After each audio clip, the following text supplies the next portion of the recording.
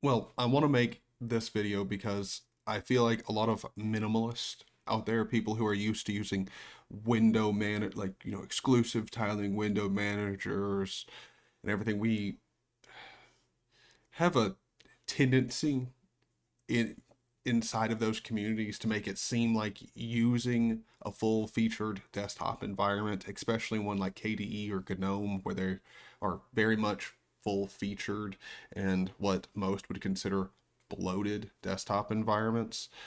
Um, we we sort of talk about them like they're unusable, and they're really not. So the Steam Deck is coming out with KDE, and I really wanted to see um, whether or not I'd like KDE. I've used it in the past. It's just been a long time, and as someone who is not typically the type of person who is running a full desktop environment, I really like KDE. It's of course very usable. Now you're seeing mine here. I'm using the Dracula color scheme, and I've just got a RAM usage, you know, thingamajigger here, widget, I believe it's called, whatever. Got a RAM usage and a calculator widget here on the desktop. And you can see I'm using about 5 gigs of RAM. Now that's with Firefox open. I've got GIMP open, got OBS running in the background, Steam, Telegram.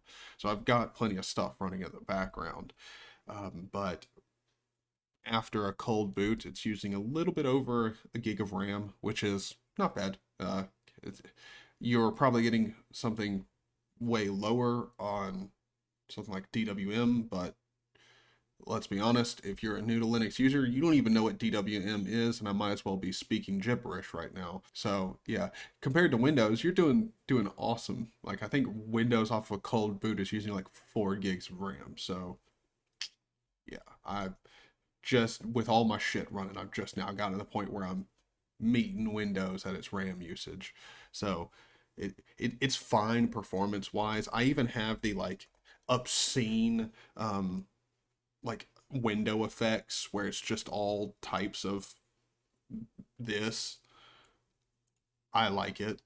It adds a little bit of flair to the desktop, and computers have finally gotten to the point where this effect here does not slow down my computer one bit. So yeah, I like it. It's fine. I'm using the to me, I'm pretty sure I'm going to be moving away from this icon set. It's a very neon and very colorized color scheme, I guess is a good way of saying it. But yeah, I don't know. I've been trying it out. The candy icon set, I mean, I like the neon sort of like icons, but at the same time, they're a little aggressive. But when it comes to KDE and something like this, if you are wondering, how easy um, is it to customize, it's super easy. If like I think KDE and Bungie, Bungie more so. Bungie, I believe, is it's a very modern uh, desktop environment for new users, particularly because the settings and everything are very clean and very easy. KDE here, I think, is great for newcomers. But that being said, the amount of options that you have is like, it's just absolutely staggering. So if we go into appearance, if you want to change a global theme, it's really not that hard. You can go here and search global color schemes. And so if I wanted to search, like, I mean, you could have it look exactly like Windows 11 if you, for some weird reason, wanted it. You can get that and install it and apply it through here.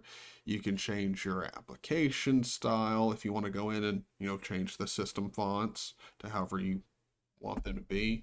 Change the icon set. And again, if you want to get some new ones, just click get new icon set and it's going to load up essentially like, I don't know where this is pulling from because I'm stupid like that. I don't know. I have no idea. It might be GNOME look for all I know, but they have, I mean, pretty good results. And if you go by highest rated, which is how you should be going, flattery is essentially one of the biggest icon packs. I know they at least are definitely the highest rated one. But yeah, you've got plenty of great icon sets, and if you just wanted one, all you gotta do is just click that little install button right there. It'll ask you for your password, and you just install it. If you want to get different cursors, it's right here. You want to take your splash screen, so when you're booting into your OS, you want to change that. You got it. It's really it's really not that difficult. And that's all in appearance. If you want to add some shortcuts, again, it's really not hard. You just go in here and you can add programs here, like Telegram is for me. Meta is your super key. So Super Shift T for me will open up Telegram. And if I go down here, I also have inside, I believe it's inside of KWin. KWin is the desktop manager for KDE. Yeah, so if I've got 4 desktops here because, well, it's KDE, it's a floating window manager, so I don't necessarily need a ton of desktops. So I'm just using 4. Again, you can set up your system however you want. If you want to go all the way up to 20 desktops, you can do that. But yeah, just set up my shortcuts and everything inside of this little here program, and that's one of the things about KDE. You can do most of the things graphically, and I feel like KDE is set up to be done more in a graphical environment instead of the terminal, which for me, I'm fine with either. I don't really have a preference towards the terminal. I do like them both. It's essentially equal. I don't care whether I'm doing it graphically or in a terminal. There are some things that I just typically do in a graphical environment and some things that I typically do in a terminal environment, but they both work. Now, here's another thing that I do want to go ahead and make sure we dive into and show you a little bit while I'm here showing off KDE. Here in the quick settings, you'll see once you open up your system settings, you do have clicking files and folders. Opens them will be selected by default. I like double clicking to open stuff, so just make sure it says selects them and it'll say open by double clicking instead. Just make sure you have that selected if you want that feature. And then if for some reason you don't see this, or you need to find that option, you're already somewhere else, you have to go into workspace behavior, and then under general behavior, it's right there. You would think in your brain, if you were looking for that feature and not paying attention, you would go to the mouse settings. Just know this, for whatever reason, is put in here in general behavior. It's really not that big of a deal, but I just want to make sure people know that.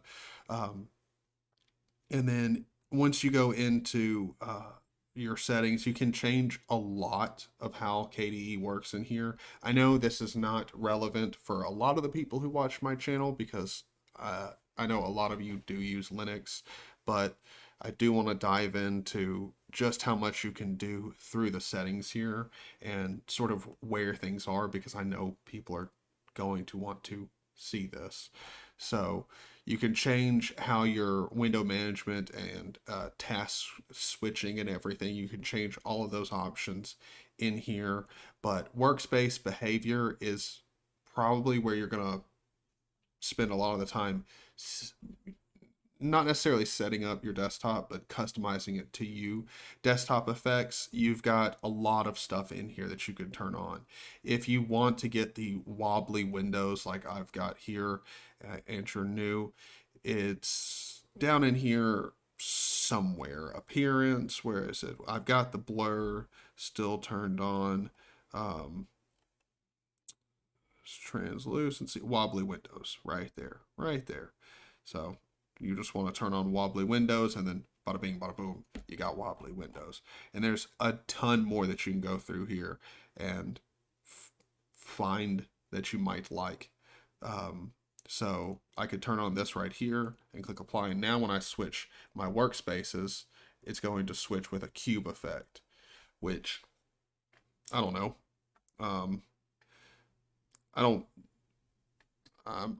I might keep it. I don't know. I'll test it out for a little bit. You can also turn on this one right here. So you could display each virtual desktop on a side of a cube. You could have that, which I don't even know. I'm not too big on that, but again, you've got a ton of stuff in here. You can go down into your screen locking and it had set that up, as well as for me, you can set up your shortcuts for desktops, and I think a lot of people who are new to KDE are going to set up shortcuts for desktop workspaces, or however you want to call it, virtual desktops, whatever, and not realize you actually have to create them first.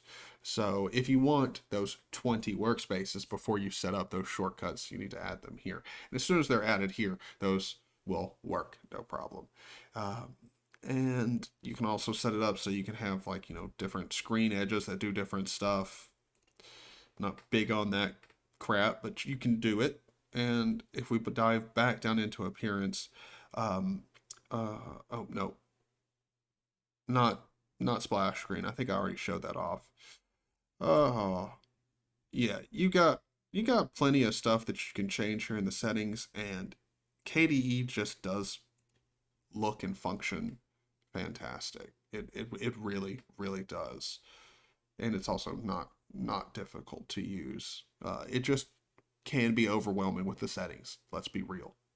It's KDE. That's what it's known for. If you're heavily against KDE, or you're like, you love KDE, elaborate on your opinions down in the comments below. And if you like the video, hit the like button. Check the comment section down below. Comment section. What am I talking about? The description down below. I've got links down there so you can go check out more about what I'm doing and who I am. So you can check me out down there. And you can also, if you're watching this on YouTube, check me out over on Odyssey. All my content synced over there. And Odyssey is a platform that is better than YouTube, respects more than YouTube, and quite frankly, it just should be over there. So check it out, and you get great rewards for using it too. And you're welcome. All right, I'll see you. Bye.